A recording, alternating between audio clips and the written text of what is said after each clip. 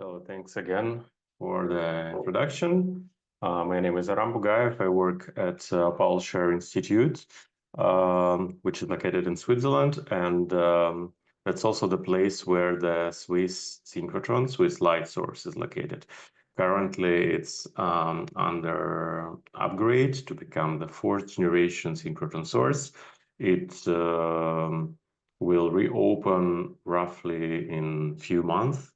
And it's also part of ReMade. So if you think of applying for X-ray absorption spectroscopy, Swiss light source is one of the places where you can do it. So later, if you have any questions about the possibilities, I will be happy to answer. My talk will consist of two parts. The first part will be just the introduction to be sure that we are on the same page, that we understand how XAS works, we understand what we need for XAS, and we understand if our samples are potentially good and suitable for XAS. And then after this section, I suggest we can have a short, maybe 5 minutes kind of break where you can write your questions, and you can start writing your questions during the presentation. And then if you have any questions about the technique itself, how it works, what principles are behind this technique, you can write your question in the chat, and I will answer before proceeding to real applications. So let's start with very general idea. We need to understand how X-rays get absorbed when they pass through the material. I think absorption is the most simple and most expected phenomenon that will happen when we shine X-rays on our material. So obviously, if we have an incoming beam and we can measure the intensity of the incoming beam, we are now speaking about X-ray beam.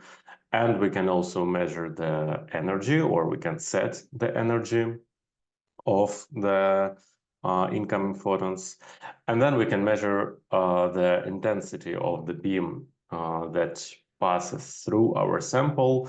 And we can also assume that energy of the photons stay the same.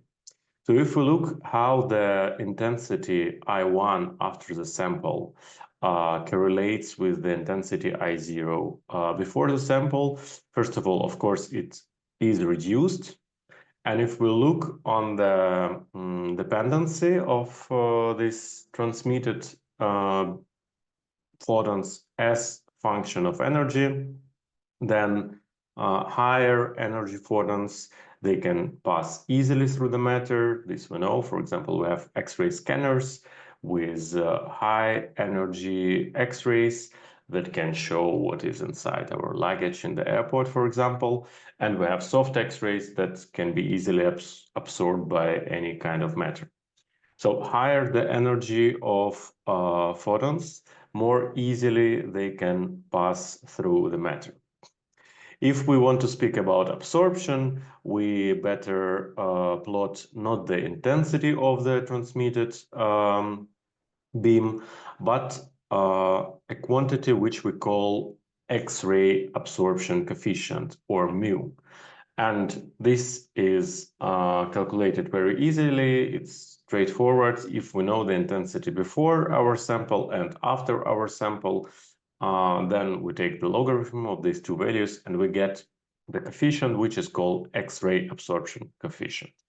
Already at this stage, we can say that X-ray absorption spectroscopy is a measurement of X-ray absorption coefficient. And in general, X-ray absorption coefficient is the function which goes down with increasing photon energy, because higher the energy, lower is the absorption. However, if we stay reminded by the fact that any matter consists of atoms, and atoms have electrons, then at some point the energy of the incoming photons may be sufficient to excite one of the electrons in the atom. And when we measure X-ray absorption spectroscopy, we are typically in the hard X-ray range, and we speak about core electrons, for example, 1s electron. So when the energy of the photon is sufficient to excite, let's say, 1s electron, then absorption will increase stepwise, and on the X-ray absorption coefficient mu, we will see this particular shape, and this sudden increase is called X-ray absorption H. And depending on which electron we excite, we can call it KH or LH. For example, if we excite 1s electron, we call this HKH. So we excited electron from the K shell. Then let's remember that in the material, atoms are not alone. Atoms are surrounded by other atoms. So let's call the atom from which we excite an electron, let's call it an absorbing atom. And then there are surrounding atoms. So if this atom is surrounded by other metals or other atoms, the X-ray absorption coefficient is no longer a smooth curve, but it starts having some shape, some features. And these features we call X-ray absorption fine structure. So what we see is the fine structure of X-ray absorption spectrum. And these two terms, X-ray absorption spectroscopy and X-ray absorption fine structure, they are very often used interchangeably. So if you see in the literature abbreviation XAS or XAFs, most likely you read about the same technique. So this technique, which measures the dependency of X-ray absorption coefficient on the energy close to the absorption H of some particular element. So based on this, we can highlight the main features that we can probe using this type of spectroscopy. First and the easiest, we can track the oxidation state of element. For example, if you have iron 0, iron 2+, or iron 3+ in your material, it will affect the binding energy of 1s electron, and based on the shift, so based on the exact position when this excitation occurs, when you see your absorption H, you can tell about the oxidation state of your specific element. In this case, I decided to make all examples on iron in your material. Next, I have plotted here kind of octahedral surrounding around my absorbing atom, so you can be sensitive to the symmetry. So if you have octahedral, tetrahedral, planar, and so on, you will see the symmetry, the shape of the X-ray absorption spectrum will change. So kind of a fingerprint approach will immediately tell you what kind of symmetry you have. Then if you have different types of neighbors, you will also see it. So if it's iron oxide or iron chloride or something else, you will be able to discriminate between these different types of structures. Finally, you can also tell how many neighbors you have. So in this case, I have 4 red neighbors and 2 green neighbors. And this I can determine in a straightforward and quantitative way from X-ray absorption spectrum. You can also do it for not for the molecules like it's plotted here, but for example, if you have nanoparticles, then the number of neighbors, and what you get is the average number of neighbors, is correlated with the nanoparticle size. So it's also the way to measure the particle size using X-ray absorption spectroscopy.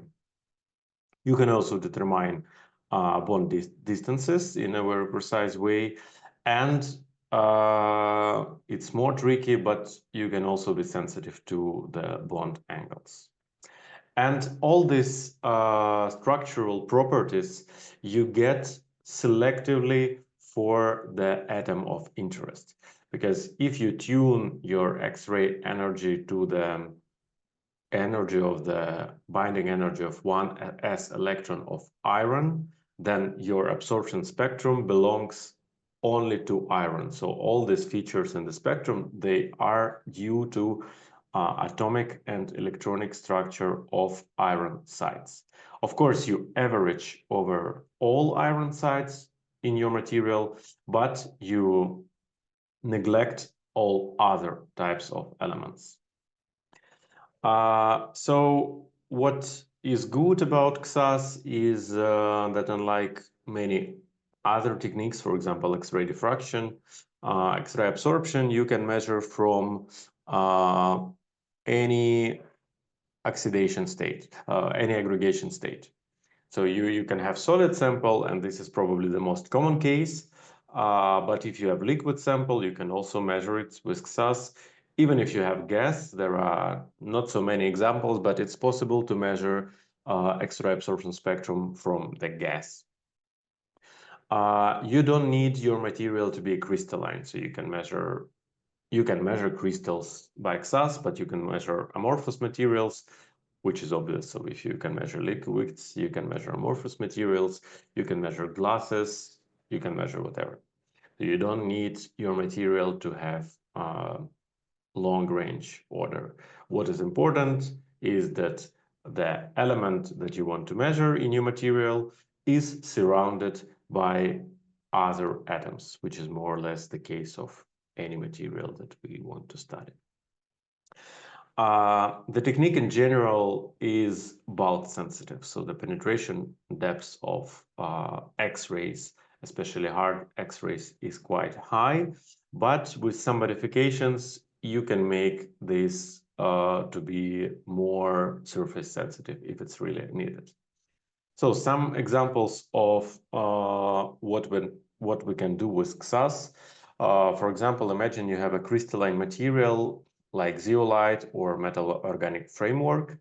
And these materials are very good for X-ray diffraction because they are crystalline and you can solve the structure of a crystal using X-ray diffraction. But then imagine you doped this material by small amounts of some metal, for example, the same iron. And if you measure X-ray absorption spectrum, you can neglect the fact that you have zeolite or you have MOF or you have some other crystalline phase, but you will measure selectively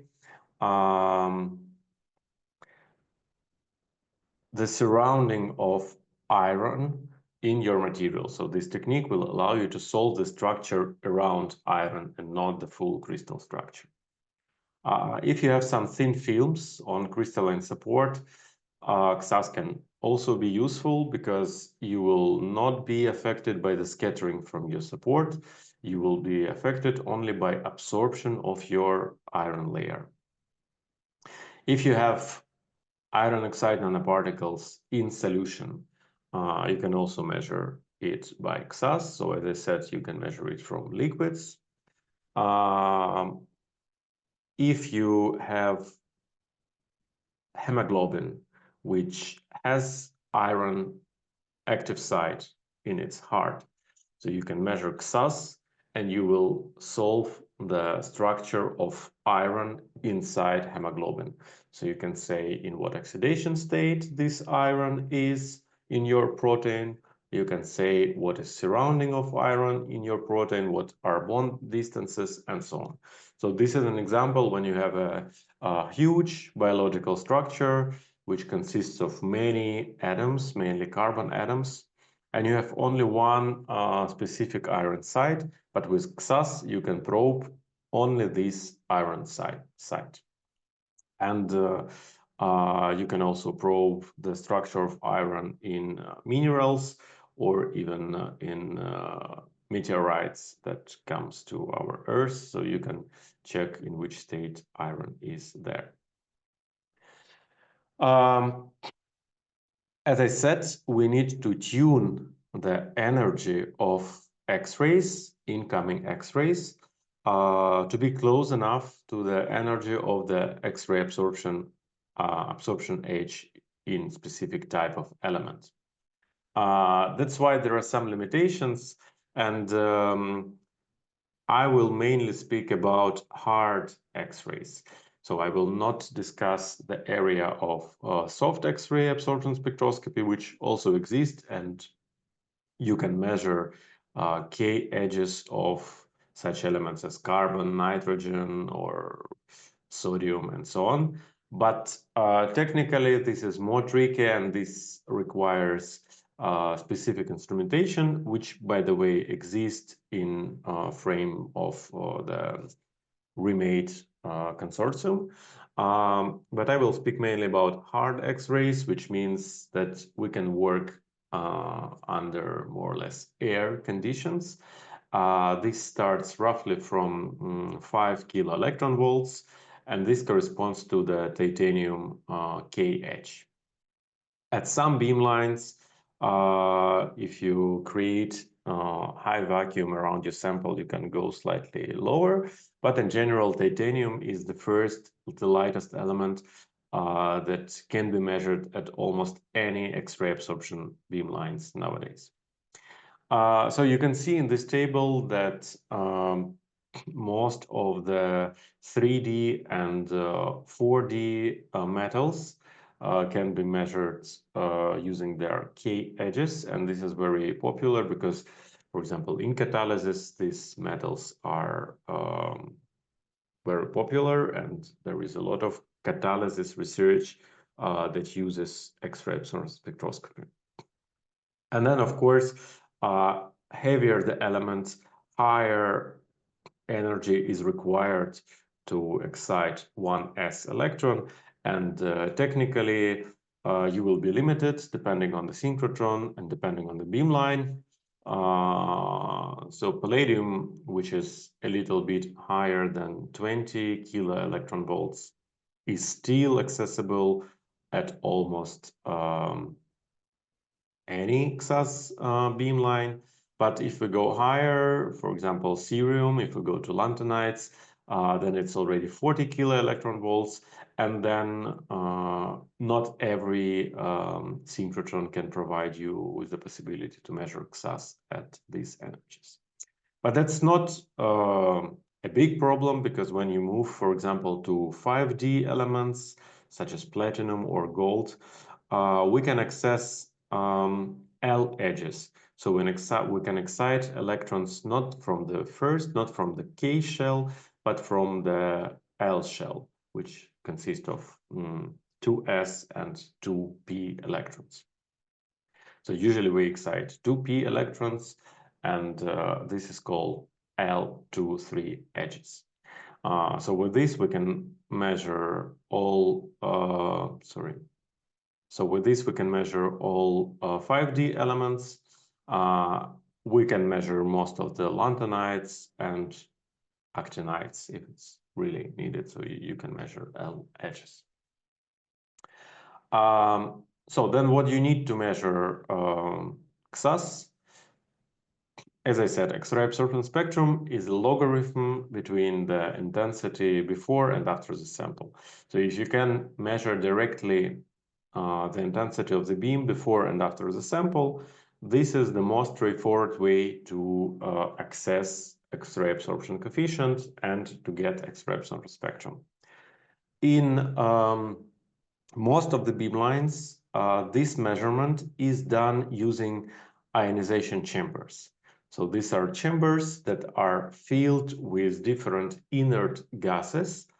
So part of the beam will be absorbed by the gas, and based on the ion current created by the ions of this gas, we can get the quantity, we can get the ion current, which is proportional to the beam intensity. So we can measure this intensity before the sample, and still most of the beam will pass through, so not all the beam will be absorbed by the gas, and then we do the same after the sample. We need to scan the energy. So to measure the spectrum, in case of X-ray absorption spectroscopy means to measure this X-ray absorption coefficient as the function of X-ray energy, which means that we need to have the monochromator that will be moving and that will be scanning the energy of the beam that we will use to probe our sample. In turn, this means that before the monochromator, you need to have some kind of the wide beam, so you need to have the broad spectrum. And in most of the cases, this will require application of synchrotron light. So X-ray absorption spectroscopy mainly is a synchrotron technique. Although there are laboratory machines, but they are still much less common and much less used compared, for example, with X-ray diffraction, which maybe almost every laboratory today can afford X-ray diffractometer. With XAS, it's still not the case. And mainly because we need to have the broad spectrum and the synchrotron is much more common way to get use of this broad spectrum. So if you go to the synchrotron and you have a good sample, you can measure one spectrum from starting from the time of more or less 1 second. So it's possible nowadays to measure 1 XAS per second. If you have diluted sample where the concentration of the element of interest is very low, sometimes you need to go to 1 hour. So in my experience, I didn't have many examples when one needed more than 1 hour to measure spectrum. Of course, everything depends on the concentration. In comparison,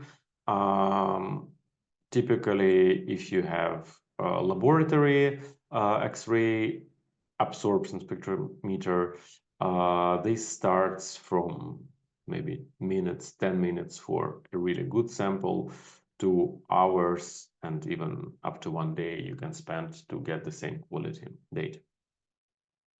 Sometimes you have a very diluted sample, or like in case of hemoglobin, when you have only few iron sites and then a lot of other elements, then you need to measure XAS indirectly by looking at fluorescence. Why do we have fluorescence? So if we have excited 1s electron, very soon this hole that we create on K shell will relax back and it will create a secondary photon, a fluorescence photon. So you can measure fluorescence. In this case, you don't need to go through your sample. You can get this signal from the surface. And in principle, in case of fluorescence, you are more surface sensitive. So if you go in transmission, you collect the signal from the whole sample. If your sample absorbs a lot and you go to fluorescence, you mainly collect the signal from the surface. Then we can remember that when we excite 1s electron, we excite an electron. So this is kind of a photo effect. And in principle, we can collect not the photons, not the secondary photons, but we can collect these electrons that were excited. And as you know, electrons are not able to travel large distances in matter. So if you manage to collect electrons, you will be really surface sensitive. So that's different ways how we can measure X-ray absorption spectrum. Finally, you should not forget about the fact that different energies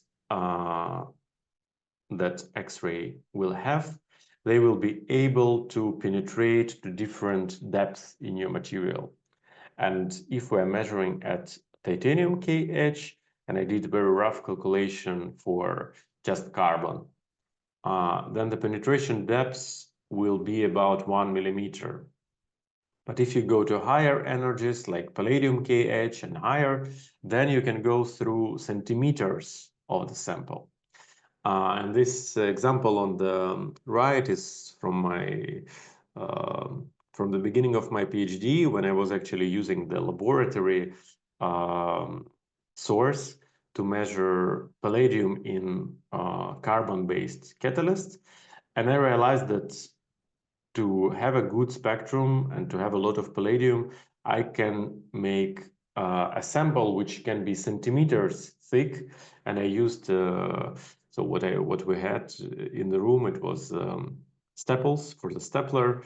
So I made very fast the kind of a cell to measure that will have a thickness of several centimeters. So to measure good X-ray absorption spectrum. So depending on the X-ray energy, we will have different penetration depths. And this, as we will see later, is very important for applications, because if the penetration depth is high enough, so if you're lucky and if you're working with such elements as palladium, silver, ruthenium, and so on, you can play a lot with the type of sample environment and type of cells to run your experiment in situ or operando under industrially relevant conditions, which is actually the title of today's webinar. And before we move to real presentations, we can make a very short break just in case there are any questions on theory. You can write them in the chat. If not, we will proceed with applications. So now we go to the next part, which should be more interesting, less boring, no theory, but some examples how one can use XAS. So nowadays, the approach, which is called in situ or operando XAS, is very popular, especially in the field of catalysis. When you have your catalyst, you want to probe the structure of your catalyst under real operational conditions. Why? Because we know that you may do whatever in your lab. You can make your sample, you can synthesize your sample. You can go and measure X-ray diffraction. You can go and measure different other laboratory accessible techniques and characterize your synthesized sample. But then as soon as you put your sample into reaction, the structure of your sample, especially the structure of really functional part, the active part of your sample, is changing. So you want to understand how your sample is changing, what is the structure of active sites in your sample, and maybe if you know that your sample is deactivating with time, you want to understand what is happening under reaction, why it's deactivating, and so on.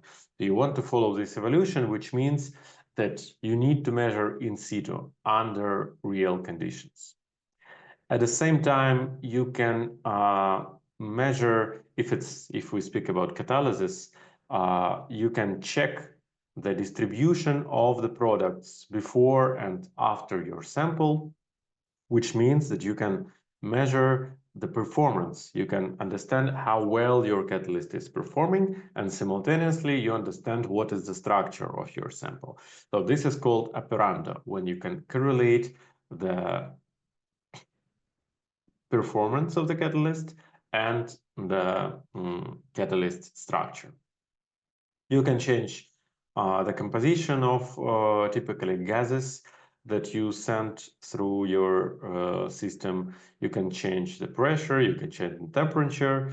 And one of the most common examples that is very popular nowadays is hydrogenation of carbon dioxide to produce fuels or hydrocarbons, so to produce building blocks of for energy or for plastics, not from fossil fuels, but from CO2. So this is a very common example, and I think if you go to any XAS beamline nowadays, you will find a ready-to-use solution, which means that you don't need to bring this kind of cell, this kind of the sample environment from your home lab. but you can negotiate with beamline scientists if they have the suitable setup for operation. The most common, the most easy setup is just capillary based. So you can get quartz capillary of 1, 2, 3 millimeters thickness. And then you fill this capillary with your catalyst and you can measure. So X-ray can penetrate, and starting from, for most of the elements, starting from maybe already copper, you can do this experiment in transmission, so you don't need even to go for the fluorescence mode. Here is the example. This was one of the first experiments were done at Swiss Light Source, and this was the proposal from ReMade. So this was really one of the first accepted ReMade proposals, and this was done in 2023, and after the first ReMade call. And here we tracked exactly in this kind of reactor, we tracked the evolution of platinum in platinum-based catalyst, and this platinum was inside zeolite. So just for you to understand, we had roughly 1% of platinum inside zeolite structure. Of course, if you measure scattering, if you measure X-ray diffraction from this kind of sample, you will see the scattering from crystalline zeolite. But in this case, you measure SAS and you see a spectrum of platinum. So part B here in this figure is the structure of the spectrum close to the absorption edge. And these features that you can see in the spectrum, they are responsible for the electronic state of platinum. So you can say whether you have platinum 0, platinum 4, platinum 2 plus, and all this was done in situ. So we started from the, let's say, pre-catalyst, then we activated, we calcined and reduced a catalyst in situ. So we saw how platinum was reduced to platinum 0, and then we started the reaction. At the same time, when you measure this spectrum in the region, which can be some hundreds or even 1,000 electron volts after the absorption edge, and you take the Fourier transform of this spectrum, you get something like you can see in figure, in part C of the figure. This looks like radial distribution function. So you can see the kind of radial, it's not exactly radial distribution function around the element of interest, around platinum. So in particular, you can see in the beginning, platinum was surrounded by oxygen, and then you start forming small platinum nanoparticles where platinum is surrounded by other platinum. And based on the intensity of this platinum peak, you can define the size of your nanoparticles. And unlike other techniques to which can be used to estimate particle size, here you really average the signal from all platinum species in your sample. So for example, if you measure TM, you may not see some very small particles depending on the resolution of your TM.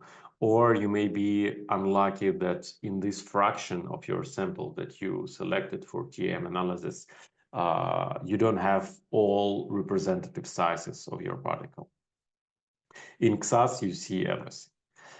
Then some people use X-ray diffraction to analyze particle size, but for X-ray diffraction, you need small crystals. And usually for the particles smaller than 1, sometimes even smaller than 2 nanometers, they do not contribute to X-ray diffraction. So you cannot measure the particle size of ultra small particles. In XAS, you don't need crystals, so you don't have this limitation, and you can do it for whatever size, whatever shape particles. Another example is photocatalysis, when we can use light to stimulate different reactions, for example, production of hydrogen. And this is an example from also from ReMade, where we used X-ray absorption spectroscopy combined with different other techniques to follow the formation of the catalyst and then follow the behavior of the catalyst under reaction conditions. So this is how it looks like in real life. Actually, the figure here on the left is the figure from the laboratory spectrometer. So it was possible to measure XAS in the laboratory in situ, also during the reaction. This was done at the synchrotron. For palladium, as I said, you can go through quite thick layer of sample or solution. In this case, you can see the cell, which is 8 centimeter in length. And this cell is filled with solution, which is water-based solution, and X-ray can pass through the whole sample, and you can collect signal from the whole volume of the sample, or you can deposit the sample on the front window, and you can collect fluorescence, which represent mainly the signal of only the sample that is deposited on the window. And what we can see in this case, so we can see that as soon as you start shining UV on the system, we immediately reduce palladium from palladium 2+ in the precursor to palladium 0 when palladium gets to the titanium dioxide. And then we can see that slowly we start with something which looks like palladium zinc oxide, and then we slowly go to small palladium nanoparticles. So this was done in situ, and then we can also confirm the particle size by TAM, which appears to be much more homogeneous compared to standard laboratory synthesis.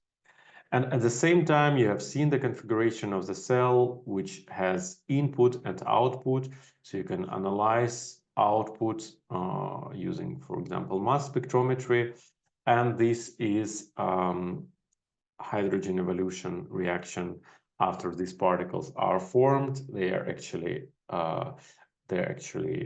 active, and we can produce hydrogen and also CO2 because there is a sacrificial organic agent in the solution which is decomposed. And of course, by mass spectroscopy, it's much easier to detect CO2 than hydrogen. That's why here the signal of CO2 is more intense. So this is an example of operando approach. So when you look at the structure and you look at the catalytic performance. Then if we want to do something more relevant to real industrial applications, we should think about high pressures and high temperatures. So chemists probably know very well this kind of autoclaves when you can run your reactions at high pressures and of course high temperatures. The problem with autoclave that usually it's a closed system and you cannot measure, you don't know what's happening inside the autoclave. A few years ago, we have developed this cell that has small windows which are enough to go through with a focused X-ray beam at the synchrotron. And with this kind of autoclave, you can go up to several hundreds bar and high temperature and see what happens in your system with your catalyst. So in this case, you can go to high pressures, high temperatures. Your sample can be liquid, your sample can be solid, your sample can be a mixture of liquid and solid. Your catalyst can be solid or your catalyst can be liquid. So it's not only about heterogeneous catalyst, it's also about homogeneous catalyst. Another example here is when your catalyst is very diluted and if you try to go through your system, you will not have enough signal because you don't have enough element of interest. In this case, it was ruthenium.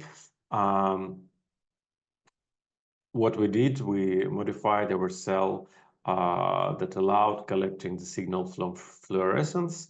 And the advantage of fluorescence is not only that you can be more surface sensitive, but it's also a solution that is useful when your catalyst or any kind of sample is diluted.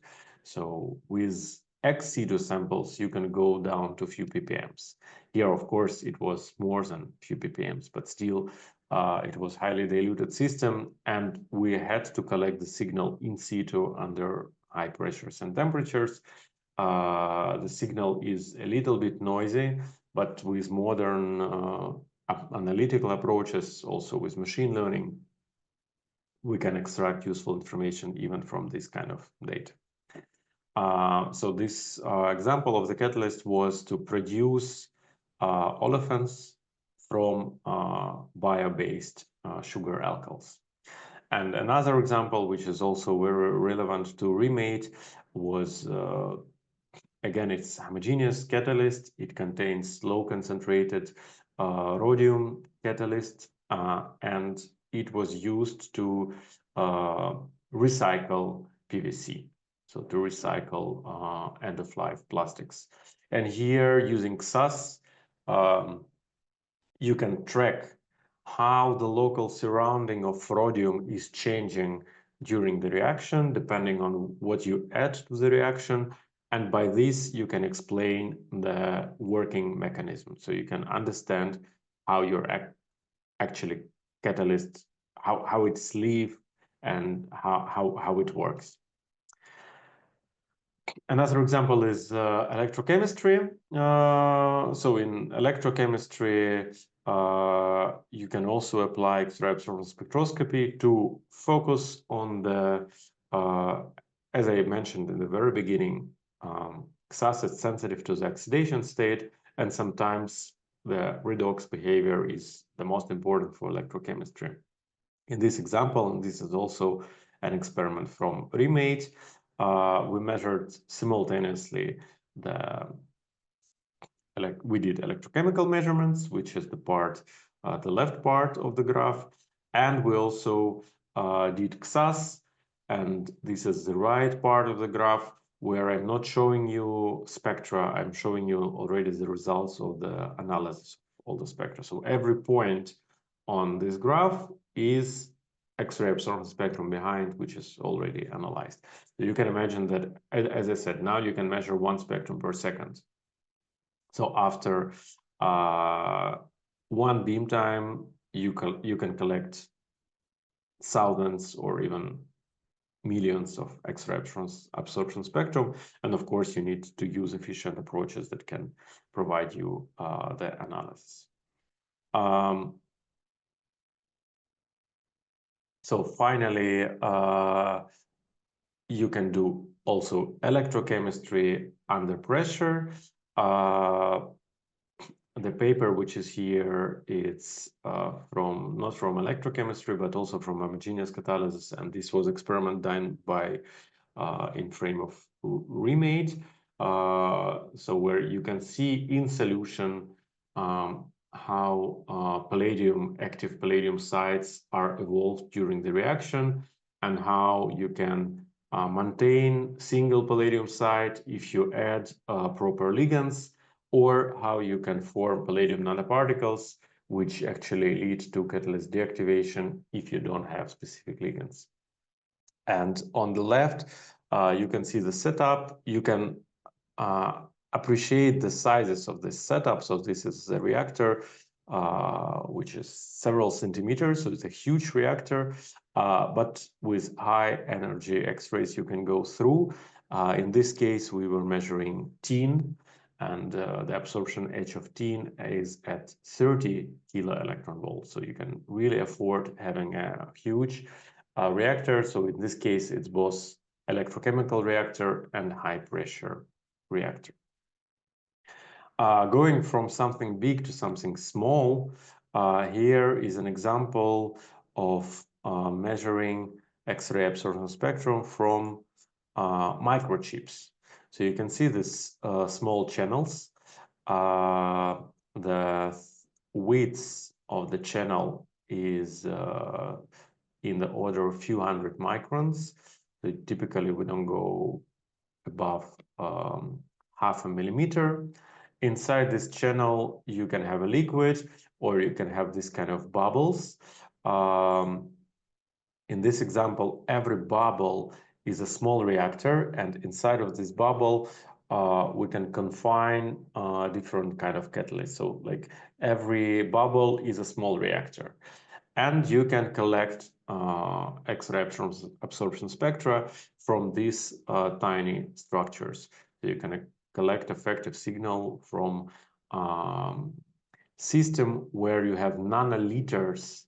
So each droplet, each bubble has a volume of nanoliters and has amount of palladium of nanograms. So this was palladium-based catalyst. But it's still possible to measure these kind of systems at a synchrotron. So this is a short overview of possible application of XAS. Of course, it's not all the possible applications, and I will be happy if you have some ideas how to apply XAS to your system. But that was more to give an overview first. And second, most of the examples that were done here were actually already used, so including high pressure cells, including microfluidic cells, including classical heterogeneous catalysis. So all these examples were used in frame of ReMade, and we provided the access to this kind of sample environment to our users. Thank you for your attention. Now it's time for the questions. If you have them now, you can write in the chat. If you have them later, you can write me an email or in LinkedIn. I usually reply. Great. Thank you, Aram. Thank you very much. It was very interesting to hear about all these different projects that were enabled through ReMade, the research collaboration. So thank you. Any questions?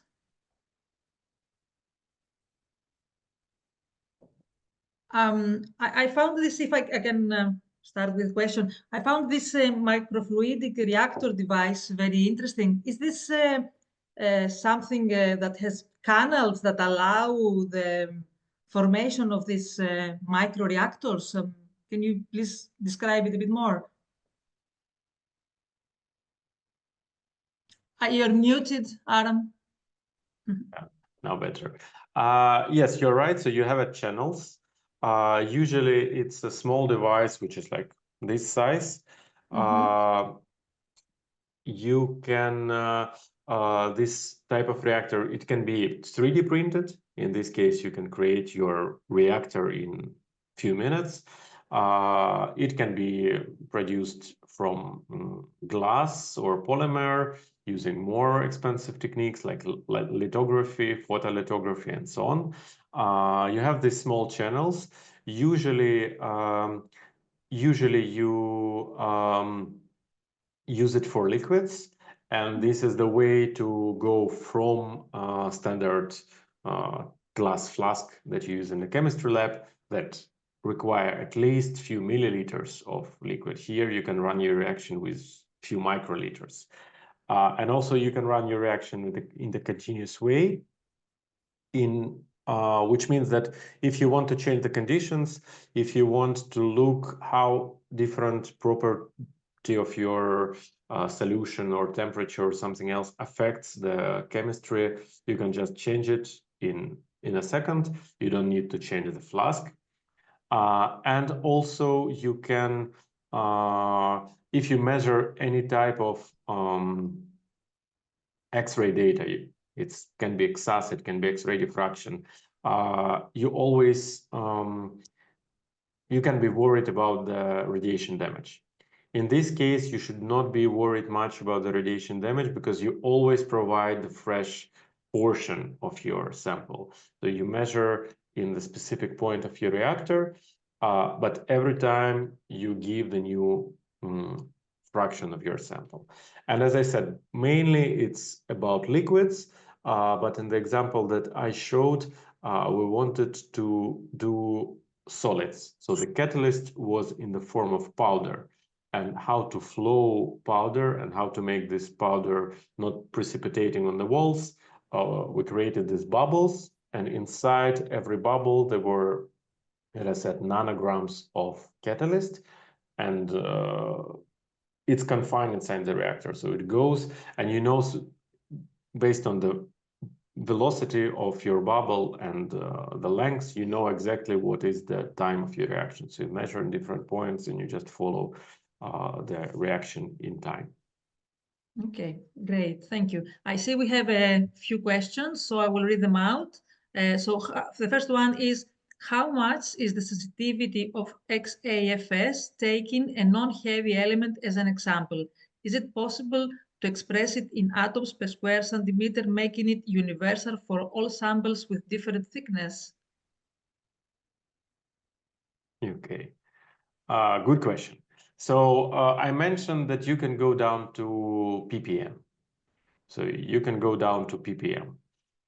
You can go down to, if like we speak about atoms in, so I had an example of microfluidics. I think it's a very good example where you have nanograms of palladium and you can collect X-ray absorption spectrum from the nanograms. Then it's a question of time. Typically, even so with this microfluidics, to get a good spectrum, we had to average over 1 hour. So we can collect one spectrum per second. It's noisy, so we had to average over 1 hour. With microfluidics, we could do it in situ because we were flowing fresh solution for 1 hour, and we know that in the specific point of our reactor, it represents specific time. So it's in situ with nanograms. If you want to measure your sample ex situ, it's also not a problem if you have nanograms of specific elements or ppm. So for chemists, sometimes it's easier in ppms, for physicists in nanograms. But so there is no limit. And again, if you have heavy elements in light matrix, like palladium on carbon, and if you have enough sample, you can create so you can create a cell which can hold huge amount of the sample, and you will have high quality spectrum in minutes. If you have light elements in heavy matrix, you need to go for fluorescence, and then up to 1 hour, even if you have ppms of your sample, in 1 hour you can collect the data. Great. The second question is about what lab instrument do you recommend to be used prior to synchrotron measurement? Okay. I think very useful would be to know the composition. So if you want to measure XAS, it's important to understand the weight percent, for example, or atomic percent of the element that you want to measure. Because based on this, you will plan your beam time. Based on this, you will say whether I can go in transmission or whether I need fluorescence for this type of measurements.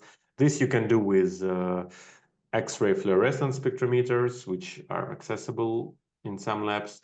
This you can do with ICP-MS. This you can do with EDX, depends on what you do in your lab. But it's important to know the weight percent in your system. And then in principle, that's it. Of course, if you write a synchrotron proposal, it's always important to prove that you are grown up enough to go to the synchrotron. So which means that if you say, yesterday I synthesized a sample and now I want to go to the synchrotron, most likely this proposal will not be accepted. But if you say that you have all the possible laboratory measurements, which maybe don't help at all your synchrotron measurement, but they show already some hints and they don't give enough answers to you, and then you can reason why the XAS is really needed.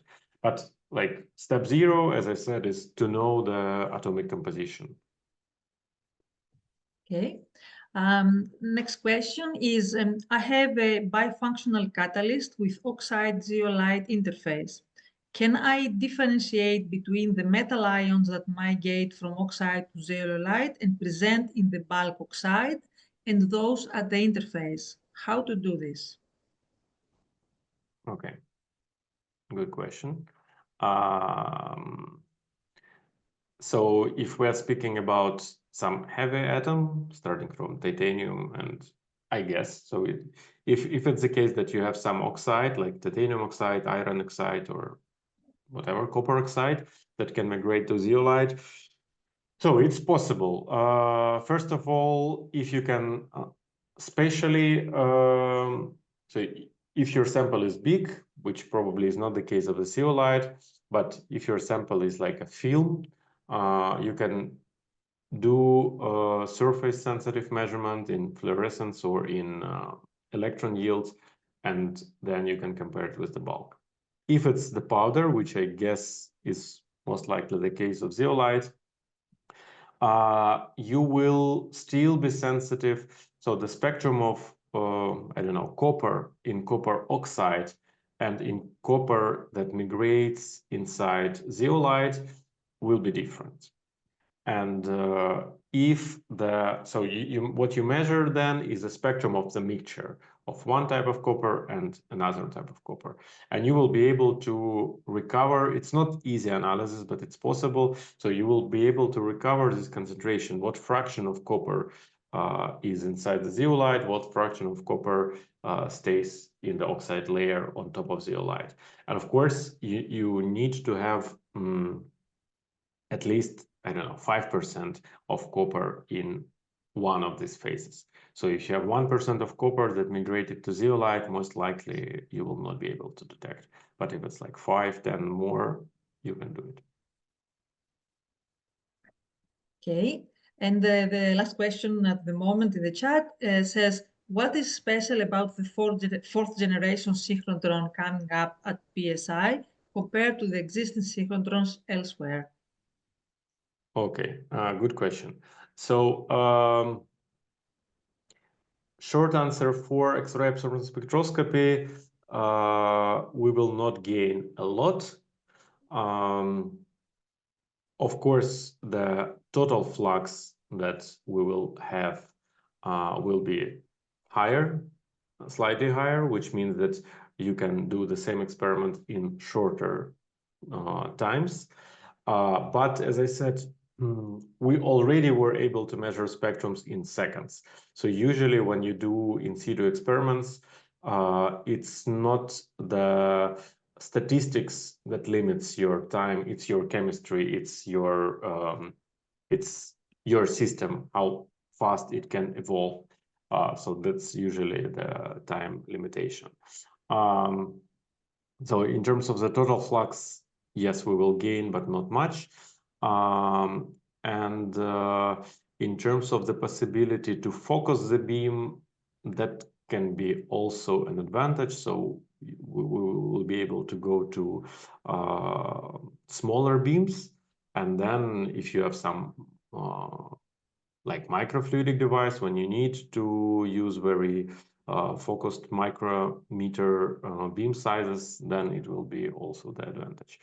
Apart from this, if you want to measure XAS, sample environment is more important than the synchrotron.